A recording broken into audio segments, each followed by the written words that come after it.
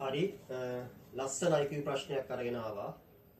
ප්‍රශ්නේ කියන්නේ මේකයි. මෙන්න මේ විදිහට ලොකු සමපාද ත්‍රිකෝණයක් තියෙනවා. මේ සමපාද ත්‍රිකෝණයේ හැම පාදයකම මධ්‍ය ලක්ෂයන් තුන තියෙනවනේ. මධ්‍ය ලක්ෂ තුන කියන්නේ හරි මැද. ඒ තුන යා කරලා මෙන්න මේ විදිහට වෘත්තයක් ඇඳලා තියෙනවා. ඊට පස්සේ මේ වෘත්තය ඇතුලේ සමපාද ඒ කියන්නේ දිගින් සමාන ජායන් තුනක් තමයි මේ තියෙන්නේ. මෙන්න මේ දිගින් සමාන ජායන් තුනෙන් ත්‍රිකෝණයක් හදලා තිනවා වෘත්තයේ ස්පර්ශන වෙන විදිහට. මෙන්න මේ වෘත්තය අඳුරු කරලා තියෙනවා. හරිද?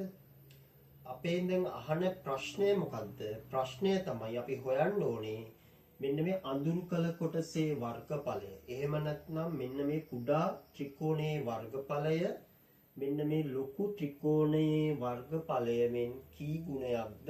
වර්ගඵලයෙන් කී ගුණයක්ද කියන එක තමයි අපෙන් ප්‍රශ්නේ අහන්නේ. ප්‍රශ්නේ අහන්නේ මොකද්ද? මෙන්න මේ අඳුරු කරලා තියෙන කොටස. එහෙම නැත්නම් කුඩා ත්‍රිකෝණයේ වර්ගඵලය මෙන්න මේ ලොකු ත්‍රිකෝණයේ වර්ගඵලයෙන් කොච්චර කොටසක්ද කියලා.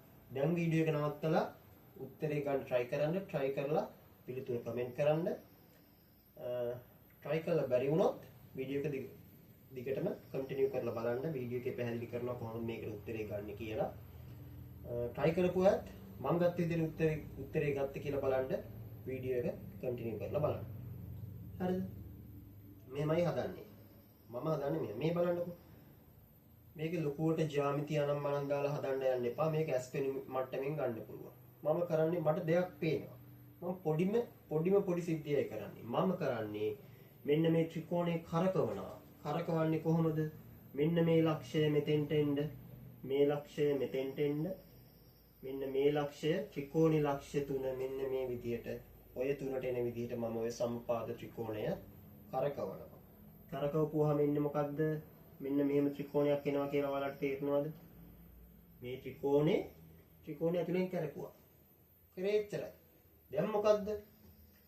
මේ ත්‍රිකෝණයයි මෙන්න මේ ත්‍රිකෝණයයි මේ ත්‍රිකෝණයයි මේ ත්‍රිකෝණයයි වර්ගඵලයෙන් සමානයි කියලා ඔයාලට පේනවා. ඔයාලට තේරෙනවා. එහෙනම් ඕකේ හදන්න දෙයක් නෑ. එතනින් එහාට ඔය ප්‍රශ්නේ කොච්චරද? මුළු ත්‍රිකෝණය කොටස් 4කට බෙදපුවාම 1 2 3 4යි කියලා කොටස් 4කට බෙදපුවාම ඒකේ කොටසක වර්ගඵලය තමයි ඔය අඳුරු කළ කොටස. එහෙම නැත්නම් කුඩා ත්‍රිකෝණය කියන්නේ. එතකොට උත්තරේ ගත්ත හැකි ඔයාලට 4න් 1යි කියලා.